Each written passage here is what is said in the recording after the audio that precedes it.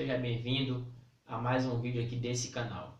E o assunto de hoje é a respeito do reino de 1000 anos, o reino milenar, descrito em Apocalipse capítulo 20. De acordo com a visão dispensacionalista, o arrebatamento da igreja acontece e ele desencadeia uma série de acontecimentos. A igreja é arrebatada, e aí nós temos a grande tribulação, 3 anos e meio de paz, 3 anos e meio de perseguição por parte do anticristo, totalizando um total de 7 anos. No final dos 7 anos, segundo esta visão pré-tribulacionista, então acontece a vinda gloriosa de Cristo para lançar o anticristo no lago de fogo, e então se inicia aí um período de 1000 anos de um reinado literal aqui na terra, juntamente com a igreja. Esta é a interpretação. Interpreta-se que Cristo vai com o corpo glorificado, ressurreto, Deus reinando na terra em pessoa, juntamente com a igreja que vem com ele, em corpos glorificados, para um reinado literal aqui na terra, onde crentes ressurretos, crentes com corpos glorificados, livres de mácula, livres totalmente de serem pecadores, corpos transformados, convivendo com ímpios aqui na terra durante 1000 anos. Esta é a interpretação dispensacionalista. Mas será que nós temos realmente elemento suficiente nas escrituras para abonar essa interpretação, esse tipo de assertiva? Vamos verificar aqui. É interessante salientar que a única passagem da Bíblia que fala de milênio, de reino de 1000 anos, é Apocalipse capítulo 20. O único texto que nós temos nas escrituras pelo qual se apoiam os dispensacionalistas. Vamos ler o texto aqui e fazemos uma análise nas escrituras para ver se sustenta este tipo de ensino.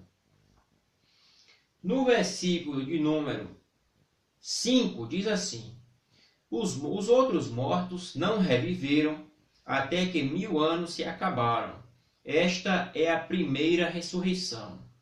Bem-aventurado e santo aquele que tem parte na primeira ressurreição. Sobre estes não tem poder a segunda morte, mas serão sacerdotes de Deus e de Cristo e reinarão durante 1000 anos. Em primeiro lugar, antes de nós entrarmos no mérito do reinado de 1000 anos, vamos entender aqui esta ressurreição, porque a visão dispensacionalista afirma que haverão no mínimo 2 ressurreições. Alguns grupos defendem até mesmo 4 ressurreições. Mas esta primeira ressurreição que é descrita aqui não tem nada a ver com ressurreição física, com ressurreição do mundo dos mortos, de alguém sendo levantado de uma tumba, de alguém sendo levantado do túmulo. Não se trata disso. Esta primeira ressurreição aqui, ela trata-se daqueles que nascem de novo. É uma ressurreição espiritual. Nós temos em Efésios capítulo 2, versículo 1, o apóstolo Paulo fala que nós, os salvos, fomos vivificados em Cristo. Ele nos deu vida, estando nós mortos nos nossos pecados e delitos.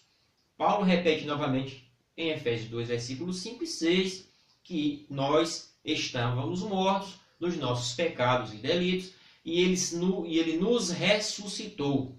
Ou seja, é a ressurreição espiritual, pelo qual todo homem que no seu estado de depravação, morto espiritualmente, ele renasce, ele ressuscita espiritualmente, para então ser habilitado a crer no Evangelho. Nós temos também a narrativa do Evangelho de João, no capítulo de número 5, onde o próprio mestre também advoga a questão desta ressurreição espiritual.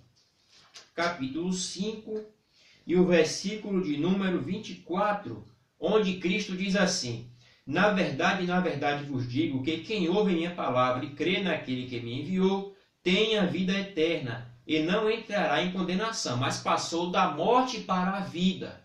Não se trata de ressurreição física, mas ressurreição espiritual.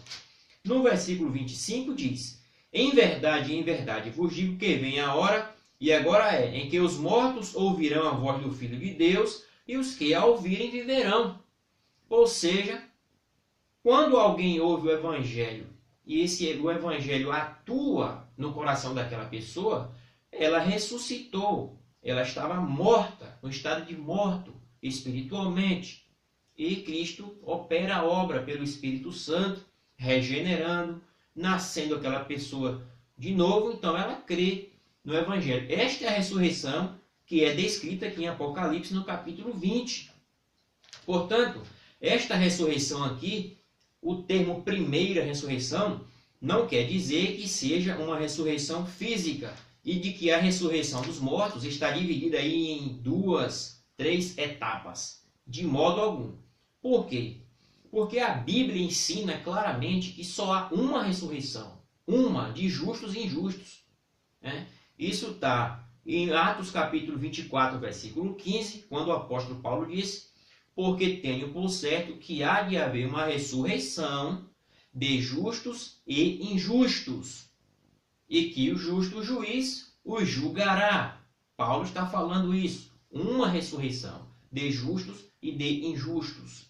Nós temos também Daniel capítulo 2, 12 e o versículo 2, onde o profeta Daniel disse: muitos dos que dormem no pó da terra ressuscitarão, uns para a vida eterna e outros para a condenação eterna. Ou seja, a ressurreição visa juízo final, para a condenação ou para a vida eterna. Quando lemos em João capítulo de número 5 e o versículo de número 28, isso fica ainda mais claro, de que nós não teremos 2 ressurreições, ou 3 ou 4. No versículo 28 diz assim: não vos maravilheis disso, porque vem a hora em que todos os que estão nos sepulcros ouvirão a sua voz. Ou seja, o texto é claro a dizer que todos ouvirão a sua voz. E os que fizeram o bem sairão para a ressurreição da vida, e os que fizeram o mal para a ressurreição da condenação. Portanto, nós vemos que não existe 2 ressurreições, 3. O texto de Apocalipse 20 não se trata de ressurreição física. Ressurreição física haverá uma apenas. A primeira ressurreição, que é a espiritual, que somente os crentes gozam. Esta ressurreição garante que a pessoa não seja condenada, porque ela foi eleita e ela nasceu de novo. Agora, entrando no mérito dos 1000 anos, que nós temos a descrição do Apocalipse, o reino de 1000 anos, descrito em Apocalipse, trata-se de um reino espiritual. É um reino que já está acontecendo. Desde a primeira vinda de Cristo, o reino já se iniciou com a primeira vinda do Salvador. Em Mateus capítulo 12, versículo 28, isso fica claro. Naquele episódio onde o mestre estava expulsando demônios e houve aquela acusação dele ter envolvimento com demônios, no versículo 28 diz assim: se eu expulso os demônios pelo Espírito de Deus, é, conseguintemente, chegado a vós o reino de Deus.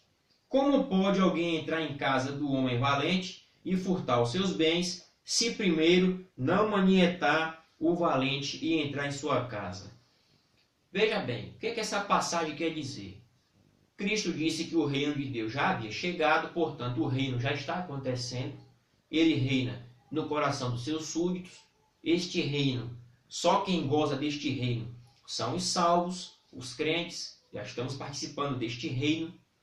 E a ideia do reino é de que o evangelho seja pregado. Antes da vinda de Cristo, as nações da terra viviam cega, presa na escuridão, nas trevas, todas as nações. Somente Israel tinha iluminação. Após a primeira vinda de Cristo, foi posto um limite em Satanás. Quando nós lemos no Apocalipse 20, versículo 1, a narrativa de que Satanás foi preso por 1000 anos, não significa 1000 anos literais, e sim um termo simbólico. O próprio apóstolo Pedro, na segunda carta, capítulo 3, versículo 8, ele fala que um dia pode ser como 1000 anos, e 1000 anos como um dia para o Senhor. Portanto, quando Satanás é amarrado por 1000 anos, como descreve Apocalipse, trata-se da primeira vinda de Cristo. Satanás foi limitado. Ele não pode impedir o avanço do Evangelho. O Evangelho, desde que Cristo veio, ele cresce. A igreja do Senhor já está espalhada pelo mundo inteiro. Falta bem pouco aí para que todo o planeta seja alcançado pelo Evangelho para vir o fim. Leia comigo aqui Lucas capítulo 10 e o versículo 17, que a narrativa de Lucas já nos mostra com a clareza, em paralelo com Apocalipse capítulo 20 e o versículo 1. Lucas 10, versículo 17, os discípulos voltaram daquela obra evangelizadora e missionária. No versículo 18, o Cristo disse: eu via Satanás como um raio cair do céu. Ou seja, Satanás caiu, ele foi limitado. E aí ele dá poder aos discípulos para pisar em serpentes e escorpiões, e vencer as forças do inimigo, e nada vos faria dano algum. Portanto, desde que a primeira vinda de Cristo acontece, o reino de 1000 anos, simbólico, já está em curso. No final deste reino é que Satanás terá um poder sobre as nações, por um período curto de tempo, até que venha a vinda do Senhor. Em João capítulo 18, o versículo 36, quando Cristo foi interrogado por Pilatos, o próprio Cristo disse: o meu reino não é deste mundo. Ou seja, ele não vem para reinar aqui neste mundo com ímpios aqui, com pecadores. Quando Cristo reinar no mundo, ele vai reinar apenas com a sua igreja, com os seus remidos. Não há reino de 1000 anos literal de Cristo e sua igreja glorificada com pecadores. Não existe base bíblica para isso. Quando os discípulos estavam fazendo interrogatórios ao Senhor com relação ao reino, em Lucas capítulo 17 e no versículo 20, vejam o que Cristo disse com relação ao reino que já está acontecendo, o reino de 1000 anos. E interrogado pelos fariseus sobre quando havia de vir o reino de Deus, respondeu-lhes e disse: o reino de Deus não vem com aparência exterior, nem dirão ei-lo aqui ou ei-lo ali, porque eis que o reino de Deus está entre vós. Portanto, o reino já está acontecendo, o reinado de 1000 anos. O próprio texto de Apocalipse, capítulo 20, versículo 4, aquele contexto inteiro da narrativa dos 1000 anos, não há um reinado físico naquela descrição. Existem almas reinando. As almas dos que foram degolados estão reinando com Cristo. Almas, não existe narrativa de almas na terra. Almas estão no céu. Conforme Apocalipse 6, versículo 9, nós temos a visão de João das almas clamando por justiça, porque foram mortos e clamavam por justiça. O reinado é espiritual. Portanto, não se sustenta nas Escrituras essa ideia de um reino de Cristo aqui na terra, 1000 anos com pecadores. Quando o Senhor voltar, ele já vem para trazer juízo final, para trazer recompensa e condenação. A narrativa bíblica de vinda de Cristo não tem vinda de Cristo secreta, não tem vinda para reino na terra aqui de 1000 anos. Não existe isso nas Escrituras. A narrativa da vinda de Cristo é uma vinda gloriosa, todo olho o vendo vir, e de trazer juízo final, e estado eterno. Em Mateus capítulo 25, versículo 31, veja o que o próprio Jesus diz: e quando o Filho do Homem vier em sua glória, e todos os santos anjos com ele, então se assentará no trono de sua glória. Todas as nações serão reunidas diante dele e apartará uns dos outros, como o pastor aparta o bode das ovelhas. Aí nós temos aquele contexto onde ele põe as ovelhas de um lado, os bodes do outro, ou seja, juízo final.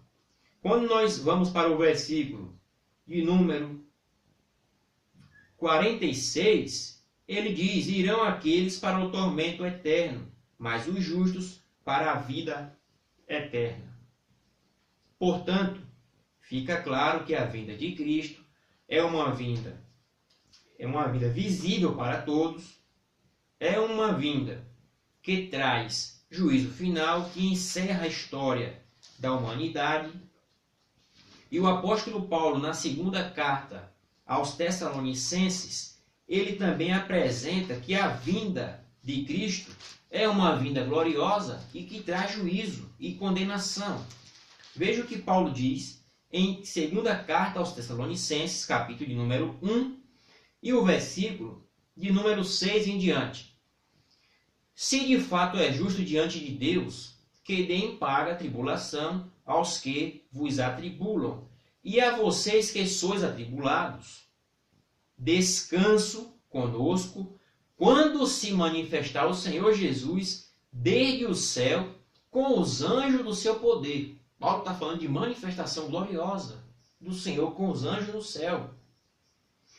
Com labareda de fogo, tomando vingança dos que não conhecem a Deus e dos que desobedecem ao Evangelho de nosso Senhor Jesus Cristo, os quais por castigo padecerão eterna perdição ante a face do Senhor e a glória do seu poder, quando vier para ser glorificado nos seus santos e para se fazer admirável naquele dia em todos os que creem, porque o nosso testemunho foi crido entre vós. Portanto, Paulo está dizendo que na vinda do Senhor, para que ele seja glorificado, haverá chama de fogo, labareda, haverá vingança e eterna perdição para aqueles que não obedecem ao Evangelho. Ok? Portanto, fica claro, meus amados, que não haverá um reinado de 1000 anos aqui na terra, literais. O reinado já está acontecendo. E a vinda de Cristo trará tanto vingança, julgamento final, como a única ressurreição. Ok? Um forte abraço, compartilhe este vídeo, participe nos comentários, inscreva-se no canal e deixe o seu joinha aí. Até o próximo vídeo.